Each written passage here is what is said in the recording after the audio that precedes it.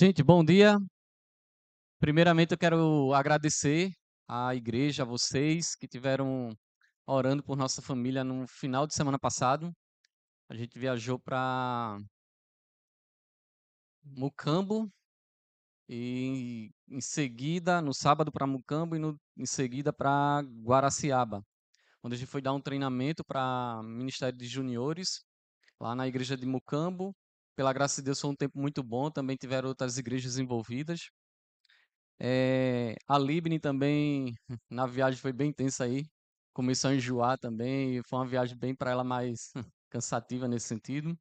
Mas pela graça de Deus, o Senhor cuidou, nos protegeu na estrada. Lá em Guaraciaba a gente sofreu lá com um friozinho de 19 graus. Um sofrer bom, né? A Libni ficava na cama ali com 10 casacos, com cobertor, tudinho ali. A minha vontade era colocar uma camiseta, sair descalço no gramado e deitar ali, ficar aproveitando ali. Mas, pela graça de Deus, foi um tempo muito bom lá, nas igrejas lá. E louvamos a Deus por vocês que oraram aí por nós, né? Vamos dar continuidade à nossa série em Filipenses. Hoje a gente vai ler o capítulo 1, versículos 27 a 30. Próxima semana a gente a igreja é o o DIP, né? O Dia Mundial da Igreja Perseguida. E é um momento onde as igrejas é, são, ela lembra, ela vai pensar, ela vai orar um pouco ali sobre os cristãos perseguidos, irmãos que vivem diariamente numa cultura hostil, onde falar do evangelho é causa de você perder a vida, né? Então é um ambiente bem difícil, talvez igrejas que se reúnem em cavernas por causa da hostilidade do país, da região. E o texto de hoje ela nos lembra também que nos chama que diante desse mundo hostil, dessa cultura hostil, como é que nós, como cidadãos celestes, devemos viver nesse mundo? E aqui é um paradigma bem interessante, né? Porque a Bíblia diz que a gente pertence a uma outra cidadania, a cidadania celeste, mas nós estamos nesse mundo ainda e nós devemos viver a nossa cidadania aqui também. Só que a gente vai ver que a gente vive a cidadania aqui baseado nos princípios da cidadania celeste. Aí onde nós somos sal e luz aqui nesse mundo hostil. E o texto de hoje ele vai nos desafiar a isso. Eu gostaria de convidar os irmãos a abrirem suas Bíblias. Filipenses capítulo 1, versículo 27 a 30. O texto diz o seguinte: Acima de tudo, vivam de modo digno do evangelho de Cristo, para que, ou indo até aí vê-los, ou estando presente, eu ouça a respeito de vocês, que estão firmes em um só espírito, como uma só alma, lutando juntos pela fé do evangelho, e que nada se sentem intimidados pelos adversários. Pois o que era para eles prova evidente de perdição, para vocês é um sinal de salvação. E isto da parte de Deus, porque vocês receberam a graça de sofrer por Cristo, e não somente crer nele, pois vocês têm o mesmo combate que viram em mim e que agora estão ouvindo e continuam a ter. Vamos orar? Deus, eu quero te dar graças e louvar por essa palavra. Eu peço que o Senhor nos guie nessa manhã, que o Senhor fale aos nossos corações, que o Senhor nos desafie, Deus, a viver a nossa cidadania aqui na terra, a nossa cidadania celestial, aquela pela qual o Senhor nos resgatou e nos fez fazer parte dela. Essa é a minha oração, em nome do teu filho amado Jesus. Amém. Se você lembra, a Filipos ela foi a primeira cidade de solo europeu a receber o evangelho, o testemunho ali do evangelho, por volta do ano 51, durante a segunda viagem missionária de Paulo. Então, Paulo, um grande missionário daquela época, em sua segunda viagem ele chega a Filipos, onde prega o evangelho. Essa igreja ela nasceu por uma intervenção divina, registrada ali em Atos capítulo 16, principalmente, onde o apóstolo Paulo, ele desejava ir para a Ásia. Ele queria ir para a Ásia e Deus ali foi evitando ali, e Deus redirecionou ali a vida do apóstolo Paulo, direcionando ele para o destino ali para a região da Europa. Primeiro ele foi ali, seguiu para Macedônia até chegar ali em Roma e de forma preso, né? E é interessante uma curiosidade dessa igreja é que os três primeiros convertidos ali em Atos 16 que registra são três pessoas totalmente diferentes um dos outros ali. Tem Lídia, que era uma mulher de negócios, uma mulher bem-sucedida. Ela vendia ali tecidos de tingido com púrpura, né, que era um luxo da época. E ela era uma gentia que adorava o Deus de Israel. Então era uma pessoa que conhecia já Deus ali, mas ela vivia o padrão judeu ali dos judeus. Essa foi uma pessoa convertida ali pelo ministério na cidade de Filipos. A outra foi uma jovem escrava, que tinha um espírito de adivinhação. Ela dava lucros ali para os seus senhores, adivinhando ali o futuro, né? E o terceiro convertido é um carcereiro, que era um oficial romano, responsável ali pela prisão máxima. E esse homem era acostumado com rigidez, com disciplina militar. Ele também se converte ao Senhor. Então você tem uma mulher ali bem-sucedida, uma escrava ali que tinha um espírito ali antes de se converter de adivinhação e um oficial romano, três pessoas totalmente diferentes. Pelo menos ali o livro de Atos registra essas três pessoas. E Deus junta esse grupo aí, onde vai surgindo a igreja ali em Filipos. Aí entre 61 e 62, Paulo escreve essa carta quando ele estava preso já em Roma, após uma visita de Epafrodito, onde esse provavelmente líder ali, ou fazia parte da liderança da igreja, ele leva informações, né, do como é que a igreja estava, o que estava acontecendo na igreja, tudinho, e leva uma oferta para o apóstolo Paulo. O apóstolo ele recebe aquela oferta e ele escreve essa carta agradecendo pela oferta que aqueles irmãos tinham dado para Paulo, que era uma igreja que desde o início do ministério de Paulo já vinha ofertando, e Paulo mais uma vez reforça isso e agradece. Só que Epafrodito ele também aponta algumas necessidades, algumas desavenças que estavam acontecendo dentro da igreja, e Paulo ele vai escrever também para corrigir esses problemas que estavam dentro da igreja. Ah, e é dentro desse contexto que a carta surge. E nós vimos no capítulo aí, no início, que Paulo ele começa com a gratidão, Paulo e Timóteo, né? A, aquela igreja, a gratidão por tudo que essa igreja tem feito no ministério deles.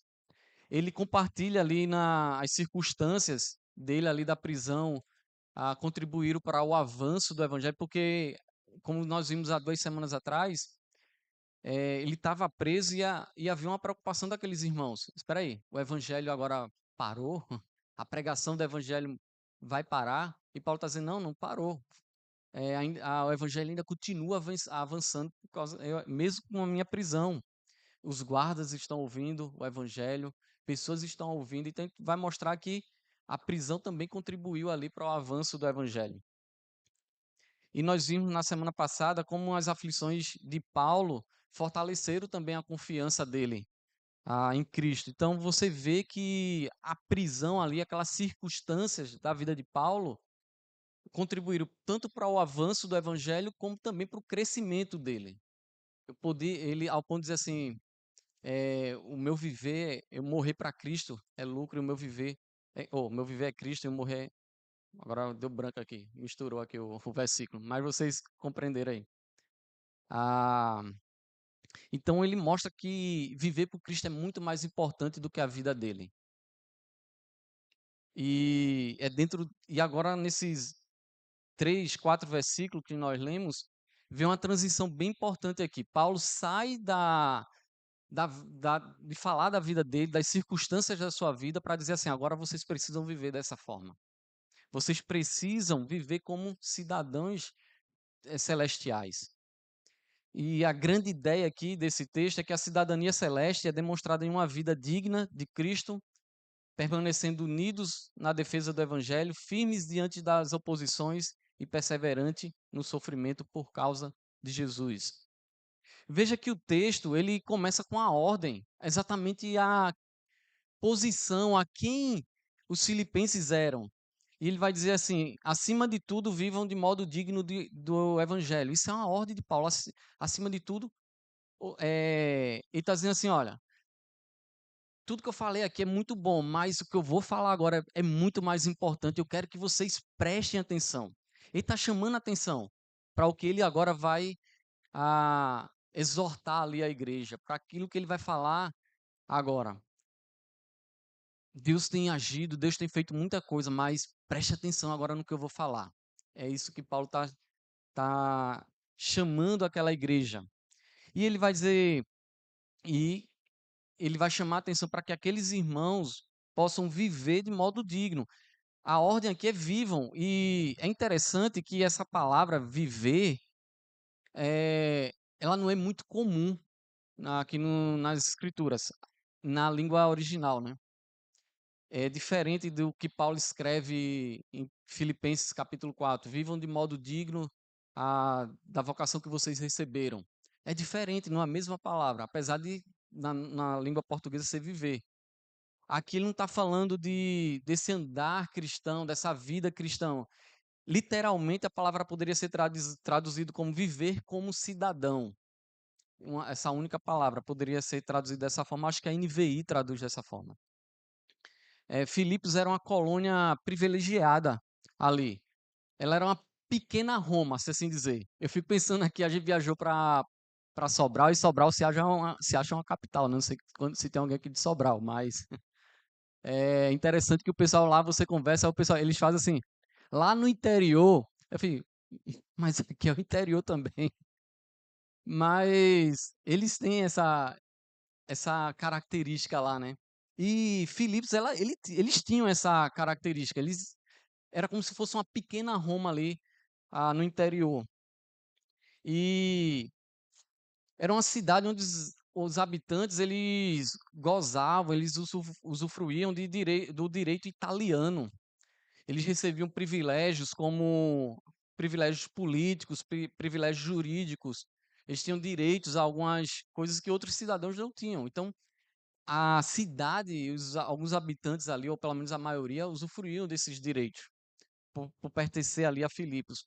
Muitos eram veteranos de guerra, então eles se orgulhavam da sua cidadania, então eu pertenço aqui, eles vinham das suas guerras e se orgulhavam disso.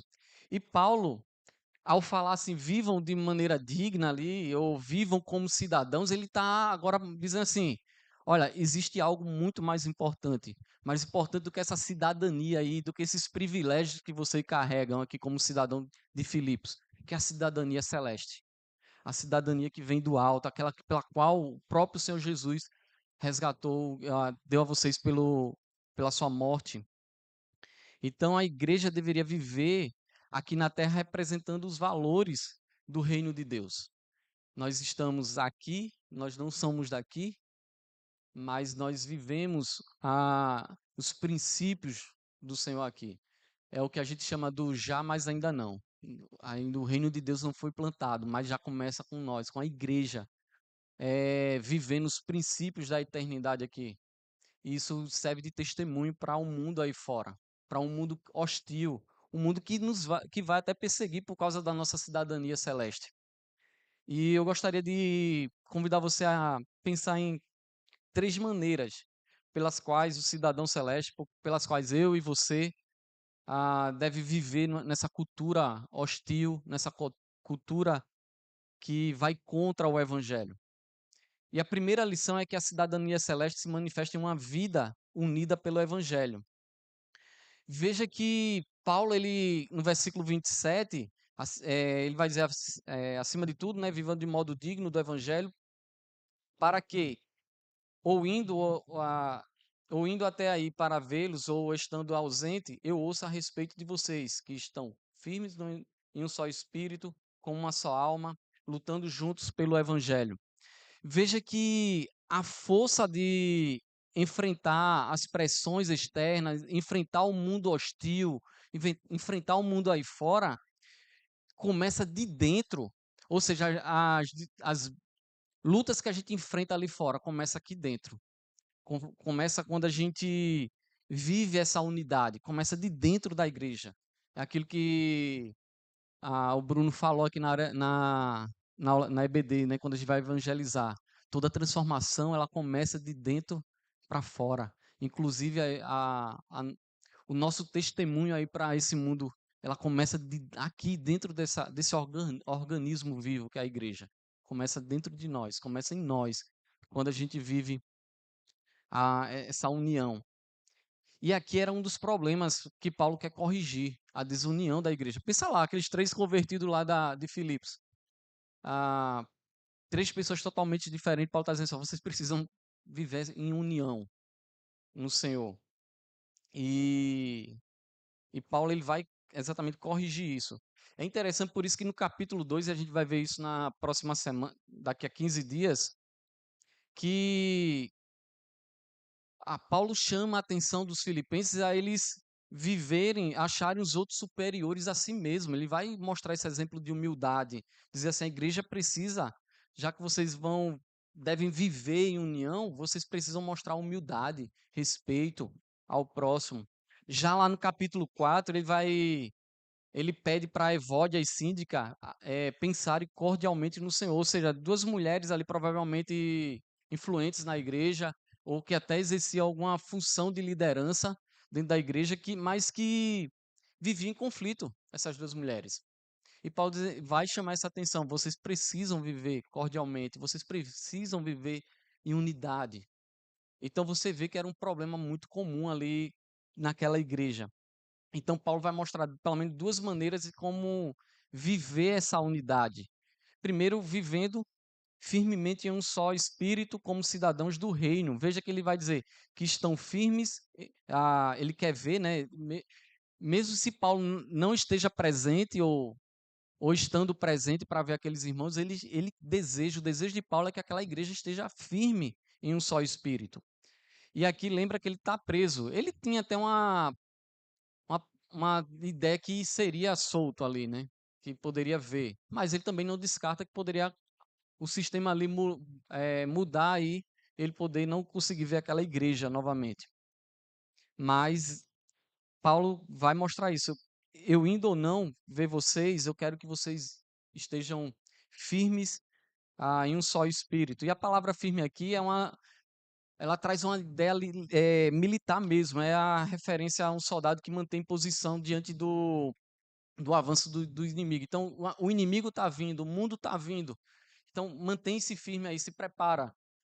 Ah, mantenha aí a guarda aí. Paulo sabia que os filipenses corriam o risco de serem desanimados, de ficar fraco ali na fé por causa das pressões do mundo, desse mundo hostil, da própria perseguição ali do governo. E você pensar assim, cidadãos que provavelmente eram leais ao governo ali, exerciam a cidadania ali, eram militares. Agora ele está dizendo assim: se eles virem contra mim, eu preciso ficar firme. Então é isso que Paulo está dizendo. E essa firmeza era no Espírito Santo, obviamente. Esse Espírito Santo que junta pessoas totalmente diferentes e torna um único corpo, que é a igreja. E Paulo vai mostrar isso em Filipenses, essa ideia desse espírito que une pessoas, dizendo há somente um corpo, um só espírito, Efésios capítulo 4, 1 Coríntios capítulo 12, versículo 13, pois em um só espírito todos fomos batizados em um só corpo, quer judeus, quer gregos, quer escravos, quer livres, todos nós ah, foi dado de beber em um só espírito. Ele está dizendo assim, o espírito uniu vocês. É esse mesmo espírito que nos uniu, ele vai nos fortalecer. E essa união é uma prova, é uma demonstração da firmeza do evangelho na vida de vocês. Então a firmeza da igreja não nasce da personalidade de crentes, mas da presença do Espírito Santo. Então, quando a gente está pensando assim, aqui nós somos uma igreja forte, não é porque nós temos um pastor ali que faz um bom trabalho, ou irmão que está servindo ali, recebendo bem as pessoas. Não, é porque cada um está fazendo a função, é porque está trabalhando de forma em unidade. Então, a unidade da igreja acontece também, ele vai mostrar aqui no versículo 27, parte B, quando eles lutam lado a lado pela fé do evangelho como povo de Cristo. Veja que ele vai dizer assim, lutando juntos pelo evangelho. Ele já tinha dito assim, vocês precisam estar firmes em um só espírito, esse espírito que uniu vocês. Então ele é meio que se prepara, se posiciona. Ah, e agora vocês vão lutar, vocês vão combater. Então é aquela ideia. Então não é só parar e esperar a pressão, não, pelo contrário, eu vou me posicionar para atacar. Então é isso que Paulo tá chamando. E o nosso ataque é a própria Escritura, a própria palavra, o próprio Evangelho, né? Então, essa, essa ideia de lutar junto, ele vai transmitir essa ideia de um soldado combatendo lado a lado, né? Eu gosto muito de assistir, às vezes, filmes de guerra, né? Aí tem o Gladiador e tantos outros. Mas é interessante essas formas como, principalmente o Gladiador, lembro de uma cena que eles estão lutando ali com os animais e o soldado lá, ele junta a galera, todo mundo com escudo, ou seja, todo mundo se defendendo ao mesmo tempo, um lado ao lado, para que os inimigos não viessem atacar e eles iam para cima. Então é a ideia tipo, vamos junto aqui, mantendo a guarda, mas vamos atacar, vamos destruir nosso inimigo. É lutar lado a lado, juntos. Então o objetivo dessa luta obviamente é o evangelho, é levar o evangelho, é destruir o nosso inimigo com o evangelho. É uma destruição na verdade que salva, né? Que traz vida, porque o mundo já está destruído. O mundo já está perdido e nós vamos, na verdade, trazer a luz, a vida para esse mundo perdido. Então o evangelho ele não nasce através do individualismo e Deus ele fortalece a igreja quando ela vive nessa unidade, e eu vou dizer aqui missionária. Todos nós somos missionários. No momento que nós entregamos nossa vida para o Senhor Jesus, ele já deu a ordem, vão e façam discípulos, vão e prega o evangelho a toda criatura. Então, nós como igrejas devemos manter essa unidade e sair o mundo aí fora pregando o evangelho.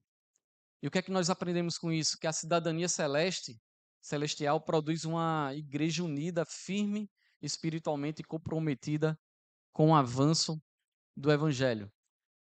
A questão é que muitas vezes a gente permitimos que o orgulho, o individualismo, os conflitos enfraqueçam a nossa comunhão. O irmão olhou troncho pro meu lado, olhou assim, não sei quanto já viram aí o técnico lá, o Ancelotti, né, quando foi dizer o nome Neymar. Baixou um olho, levantou outro assim, quando a galera começou a aplaudir ali no Neymar, ele, o que é que esses caras estão aplaudindo esse homem?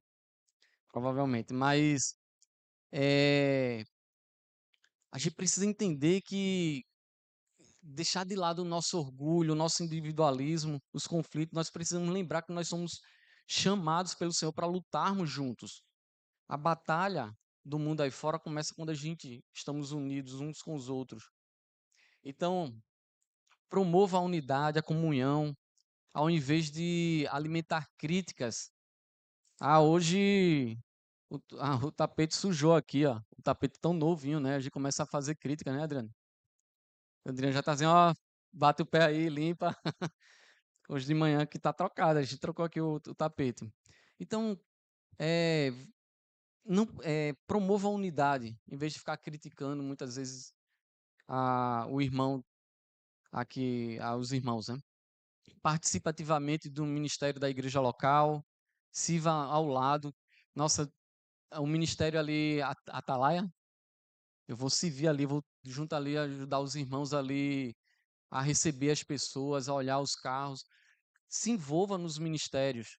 Diga assim, eu quero fazer parte do estar junto com esse meu irmão aqui, servir a essa igreja local para que a gente possa crescer na unidade e assim poder testemunhar diante desse mundo hostil. Então nós vimos que a cidadania celestial, se manifesta em uma vida unida pelo Evangelho, e agora nós vamos ver que a cidadania celeste ela se manifesta em coragem diante da hostilidade. Então, essa nossa cidadania ela vai se manifestar exatamente quando a gente agora o mundo aí está pressionando o cristianismo. Não, eu preciso ter coragem de ir lá e não se covardar. É pensar assim, um estudante na universidade onde vive sofrendo pressões ali, e ele diz assim, ele começa a dizer, vou ficar aqui quietinho aqui, não vou dizer que sou cristão. Não, é o contrário.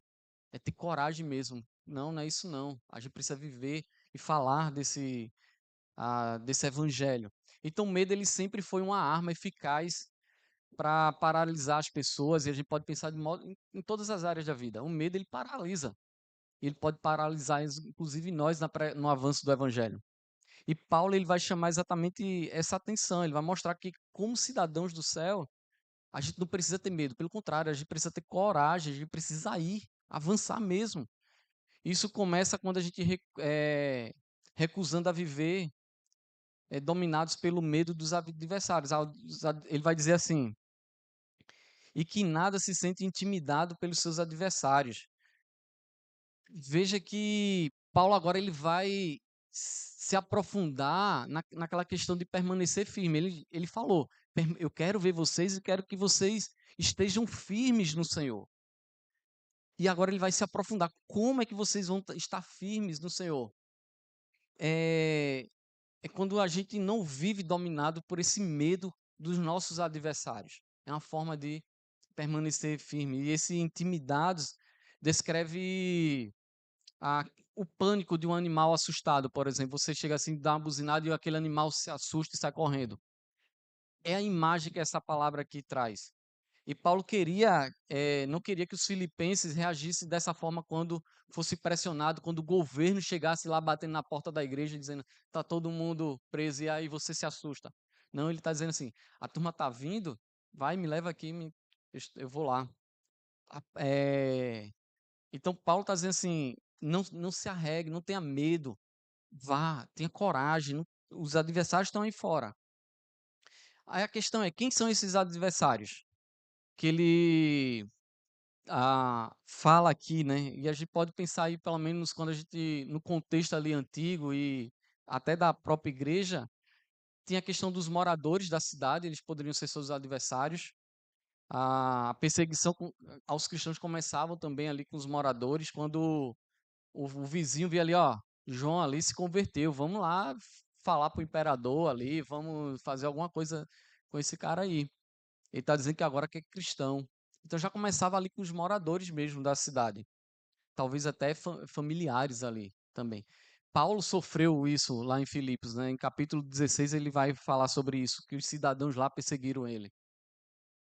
Ah, esses adversários também poderiam ser judeus, legalistas, que ou cristãos, né, que tinham se convertido ali, judeus que tinham se convertido ao cristianismo, mas que ainda exigia práticas religiosas. Ah, você está dizendo que é cristão, mas você precisa, porque a gente cresceu, nós somos o povo de Deus, você precisa guardar o sábado, cumprir aquelas cerimônias, matar um animalzinho ali.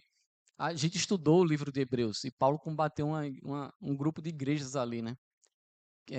Que de cristãos que viviam nesse contexto aí de legalismo, dizendo assim, ou vocês ainda precisam fazer isso. E os irmãos ali, a igreja sofria por causa desses irmãos também. Esses ataques de judeus, ou seja, eram cristãos judeus que tinham se convertido ao cristianismo, né? E Paulo ele vai falar isso no capítulo 3, ele vai dizer, tenham cuidado com os cães, e essa referência é exatamente para o povo judeus, né? Cuidado com os maus obreiros, cristãos, né? Cuidado com a falsa circuncisão, porque nós que somos da circuncisão, nós que adoramos o Deus no Espírito e nos gloriamos em Cristo Jesus, em vez de confiarmos na carne. Eram homens que confiavam na lei judaica, eram homens que estavam dizendo assim: vocês precisam fazer isso. Não, vocês não precisam. Cristo é suficiente. A gente está vendo isso aí também no livro de Hebreus. Ele é maior, superior a tudo e a todos. E a outra ameaça aí, quem eram esses adversários, a gente pode pensar aí no governo romano, por exemplo.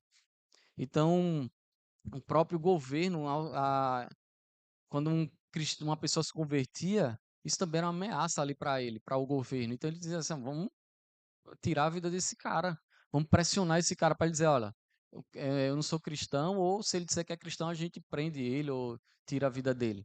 Então, tinha esses adversários, perseguição desse público, que também a igreja ali passava, né? Então, os cristãos não ignoravam o perigo. Paulo não está dizendo assim, ó, o perigo não existe. Na verdade, existe. É real. Mas, como igreja, nós devemos encarar com coragem, enfrentar esses perigos, essas adversidades com coragem, não ter medo diante deles. É com firmeza. Então, a coragem cristã, ela nasce na confiança, acima de tudo, no Deus que nos salvou, na certeza de um reino eterno. É saber que nós fazemos parte de algo muito maior, de uma cidadania que é muito maior. Então, quando nós estamos aqui, diante desse mundo hostil, a coragem ela vai nos manter firmes aqui no Senhor. E essa coragem também do cristão, ela se manifesta demonstrada por firmeza as realidades eternas do juízo da salvação. Ele vai dizer aqui, no versículo 28, pois o que era para eles prova evidente de perdição, para vocês é sinal de salvação. Aqui há uma dificuldade gramatical, interessante com essa palavra para eles. Ela pode ter várias traduções aí, a possibilidade de traduções, o que seria esse sinal para perdição e para salvação. Para alguns, talvez traga a ideia de era um sinal, né, a salvação tanto da perdição como da salvação. Esse sinal era para o crente, não para os seus oponentes. Então, eles olharem para aquela situação e sofrerem aquela perseguição, era uma demonstração que essa é uma possibilidade de tradução, né? Que para os cristãos, eles estão vendo, isso só está se cumprindo, porque meus oponentes, aqueles meus adversários estão fazendo isso porque eles estão perdidos e de fato nós somos salvos. Uma outra possibilidade é a ideia de o que os oponentes estão achando que estão destruindo os cristãos, mas na verdade estão demonstrando a fé dele, de fato que eles são salvos. Mas independente aí das posições gramaticais aqui, se esse sinal é mais para o descrente ou se é mais para o crente, a questão aqui de Paulo é mostrar que a coragem dos filipenses evidenciava, mostrava a fé deles, seja para eles mesmos, como cristãos, seja para os adversários, ou para ambos, seja para quem for, era um sinal que o que eles estão fazendo era um sinal de perdição, que era de um povo que estava perdido de fato ali, que não conhecia, mas era um sinal acima de tudo, que eles eram salvos. Era um sinal daquilo que o Senhor tinha feito na vida deles. Então, se eles ficassem, a gente pensar na situação ali, se eles tivessem medo daquela situação, eles poderiam demonstrar ou testemunhar derrota ali, ó. A fé deles são fracas, é fraca, não vale a pena. Esse cristianismo que eles estão dizendo aí, eles estão vendo um bando de covarde. Para o mundo, eles poderiam dizer isso não vale a pena. E você pode pensar na nossa realidade aqui também. A forma como a gente testemunha, o que a gente faz quando o mundo vem e pressiona a nossa fé, demonstra se a gente de fato a, a, no- é, s- a- mostra de fato a nossa confiança no Senhor, né?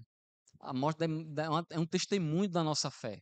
Então, quando a gente, em vez de ficar com medo, aquele sinal de derrotado, eita, nossa, tá muita pressão aqui.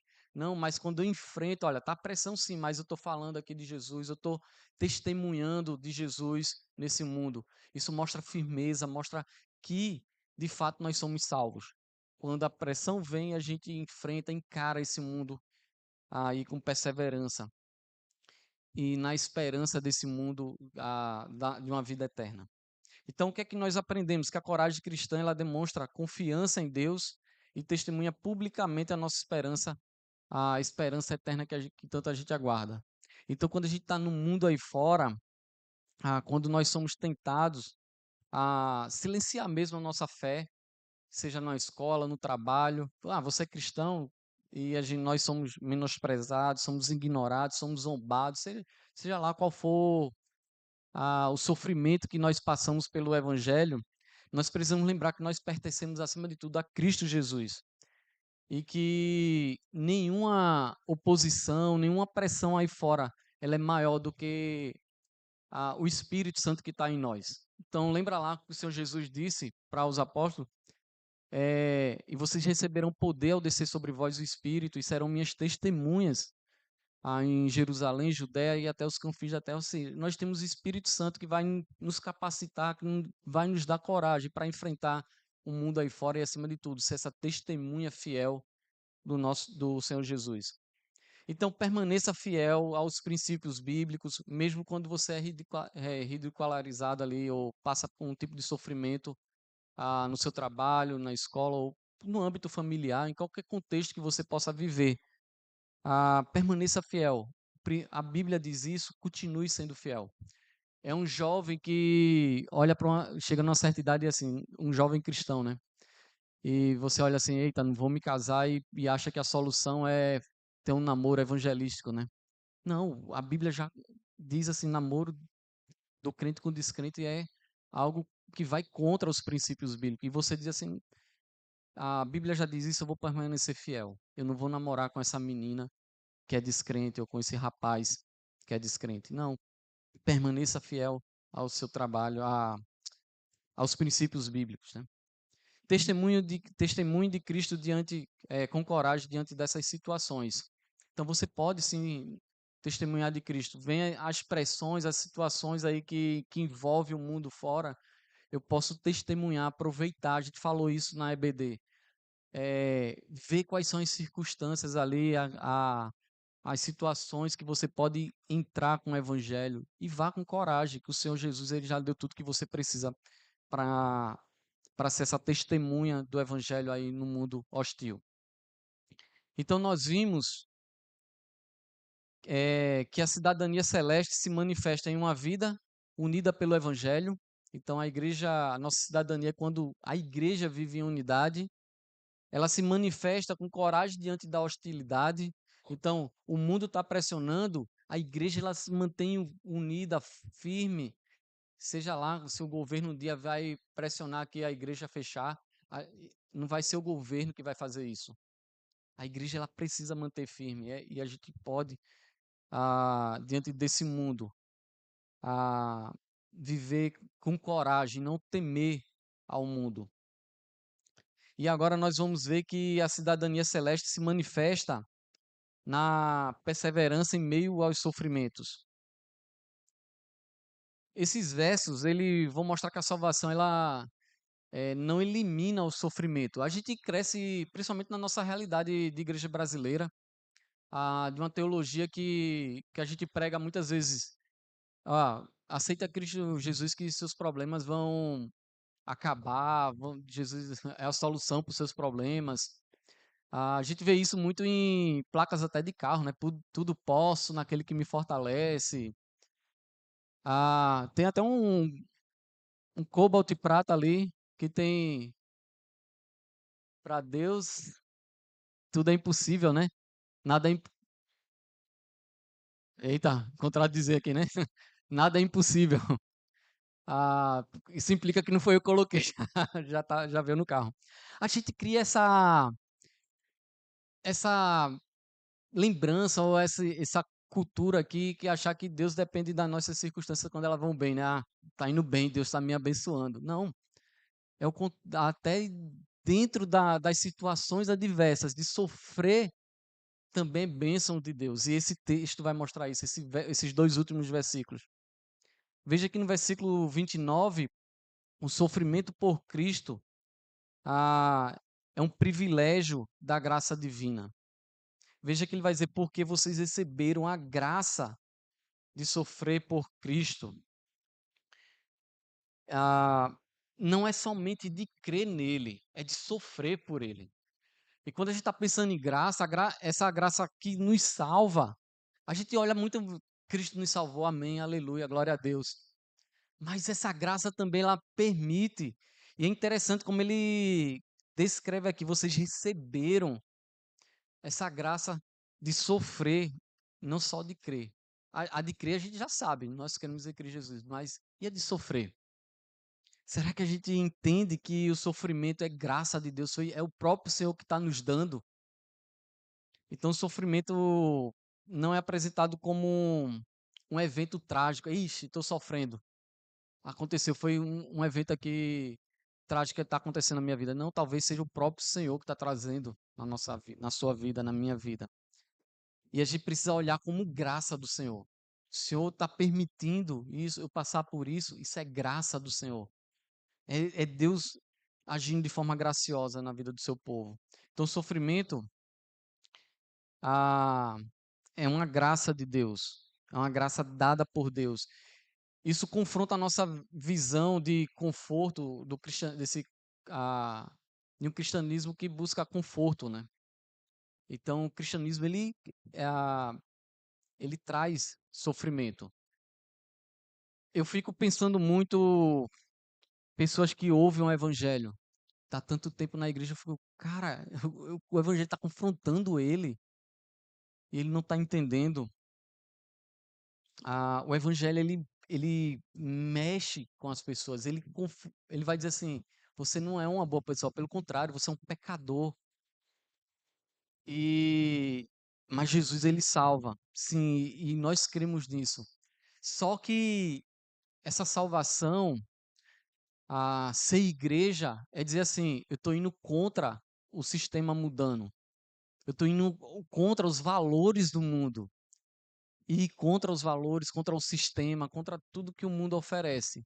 Vai trazer oposições, vai trazer conflitos, vai trazer brigas. Você pode pensar aí conflitos familiares no momento que você entrega a sua vida para o Senhor Jesus. Você cresce numa determinada religião, cresce naquilo ali, seus familiares são presos àquela religião e você se converte e diz assim: agora sou cristão. E a sua família vai dizer: não, você não pode. É um jovem, um adolescente que se sente pressionado a, por causa da sua fé diante da própria família, por exemplo. Eu fico imaginando um júnior, um adolescente que toma uma decisão por Cristo dentro de uma família idólatra. Ele vai dizer assim: isso aqui tudo é pecado. Com certeza esse adolescente, esse júnior vai sofrer com seus pais.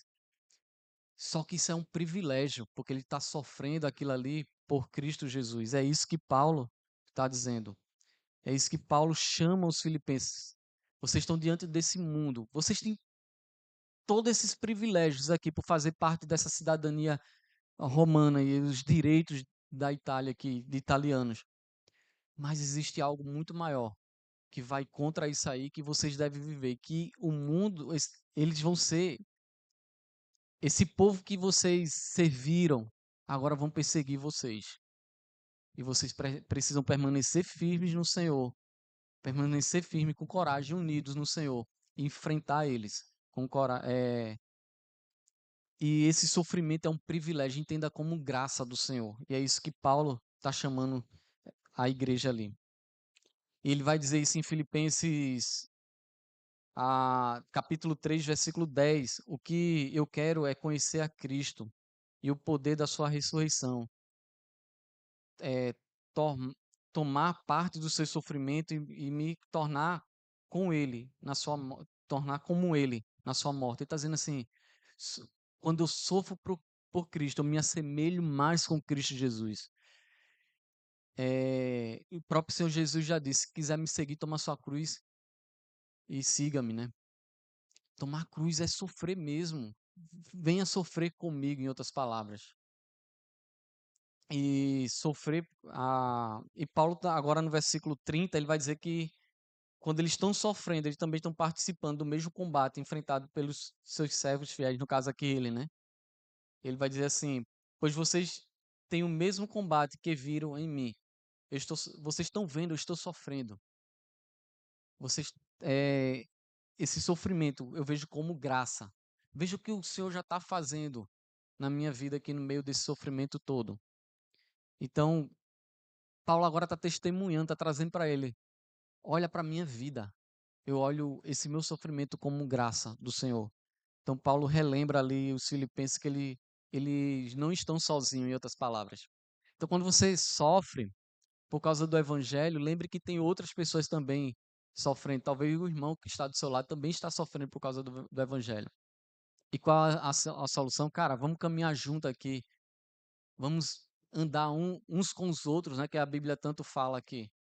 E esse caminhar junto vai nos fortalecer, vai nos ajudar a permanecer firmes e a enfrentar com coragem esse mundo aí fora, as dificuldades que o mundo traz.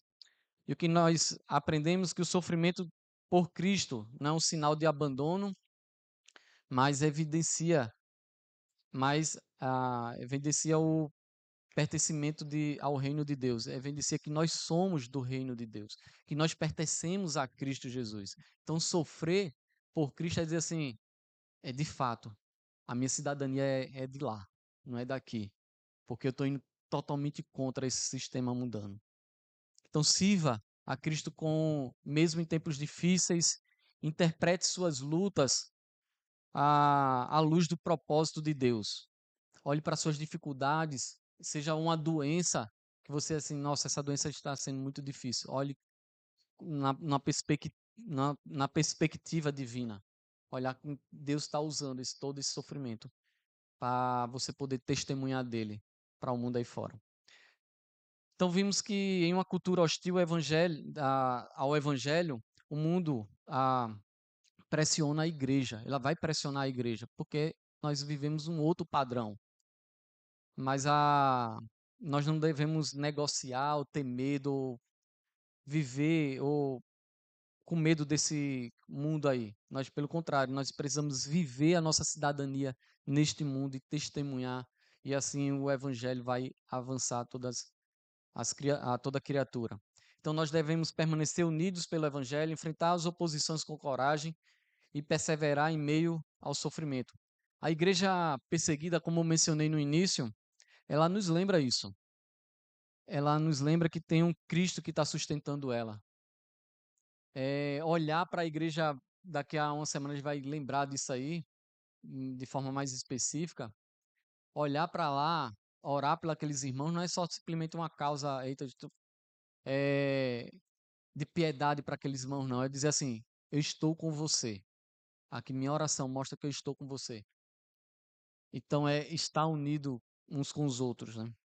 Então a, o testemunho daqueles irmãos também nos lembra que a gente precisa viver essa unidade e combater o mundo aí fora, esse mundo hostil, esse mundo que é contra a palavra do Senhor. A nossa tendência por causa do mundo caído, da nossa natureza pecaminosa, é buscar conforto muitas vezes, segurança, aprovação humana, porém o evangelho ele nos chama a fidelidade. Romanos capítulo 12, versículo 2, um texto bastante conhecido. Ele vai chamar, ele vai exortar: não vivam o padrão desse mundo, né? Não se conforme com esse mundo, mas deixem que Deus transforme a mente de vocês, que renove a mente de vocês, para que vocês possam experimentar a boa, perfeita e a vontade de Deus. Então, é quando eu não me amoldo aos padrões do mundo, mas eu enfrento o mundo, eu vou experimentar a agradável e perfeita vontade de Deus. Em 2 Timóteo capítulo 12, ou capítulo 3, versículo 12, Paulo vai dizer: na verdade, todos os que vivem piedosamente em Cristo serão perseguidos. Ele está afirmando: se você vive para Cristo, você vai ser perseguido. Não se preocupe. Tomou a decisão por Cristo Jesus, você é um novo convertido, não se preocupe, o mundo vai perseguir você. Isso é uma realidade. Mas lembre-se que a nossa força vem de Cristo. E João capítulo 16, versículo 33, Jesus vai dizer: falei essas coisas para que em mim vocês tenham paz. No mundo vocês passarão por aflições, mas tenham coragem, eu venci o mundo. O próprio Senhor está dando, olhem para a minha vida. Tenham coragem, porque assim como eu venci o mundo, vocês também podem vencer o mundo. Hebreus capítulo 12, olhe firmemente para o autor e consumador da fé, Cristo Jesus, que em troca da alegria que lhe estava proposta, suportou a cruz. Ou seja, ele sofreu por nós, por pecadores, por pessoas que não mereciam. Ele sofreu por aqueles que ele mesmo por aqueles que perseguiam ele, né? A gente pode pensar aí no próprio apóstolo Paulo, quando ele era perseguidor de Cristo Jesus, mas Cristo Jesus sofreu por ele. E não se importando com a vergonha, aí ele vai dizer no final do versículo, e agora está sentado à direita do trono de Deus. Ou seja, não se preocupe com o sofrimento agora. O Senhor um dia vai lhe colocar diante dele, vai colocar na presença dele. Há algo muito maior que nos aguarda. E o que é que nós podemos aprender com isso? Priorize sua cidadania celestial diariamente. Então você precisa lembrar diariamente que você pertence ao reino de Deus. É todo dia, desde que você acorda até a hora que vai dormir, você precisa lembrar: eu não sou daqui, eu sou do reino de Deus, eu pertenço a a um outro mundo, eu sou de um outro cidadão, a uma outra cidadania. Invista na unidade da igreja. Então, olhe para a igreja aqui, que você faz parte, e como é que eu posso manter mais unido, seja no meu PG, seja com o irmão aqui do Ministério de Louvor, outro ministério comum. Mantenha-se unido, aproveite aí quando terminar o culto, converse com seus irmãos, mantenha essa unidade, fortaleça a sua comunhão uns com os outros. E reinterprete o sofrimento biblicamente. Deus usa as suas aflições para fortalecer a sua fé. Então, se anime diante do sofrimento. Veja que esse sofrimento que você está passando é uma oportunidade para você ser mais parecido com Cristo Jesus, para você ser transformado à sua imagem. E para as crianças, lembre-se que você pertence a Jesus. Jesus um dia morreu por você e você pertence a Ele. Então, você é amigo de Jesus em qualquer lugar, seja na escola, na sua casa, com seus amigos, você pertence a Jesus. Amém? Vamos orar? Deus, eu quero te dar graças e louvar por essa palavra que é tão desafiadora, que nos confronta o nosso coração, que mexe com o nosso ego, com o nosso ser, mas te louvamos porque, mesmo sem merecer, o Senhor um dia nos resgatou, o Senhor nos deu uma nova cidadania, nos levou para o teu reino. Isso é um privilégio que nós não merecíamos.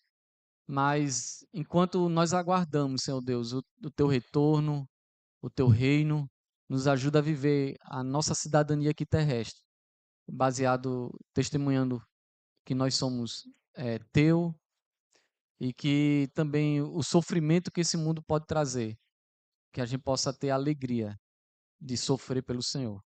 Essa é a minha oração que eu te faço, em nome do teu filho amado Jesus. Amém.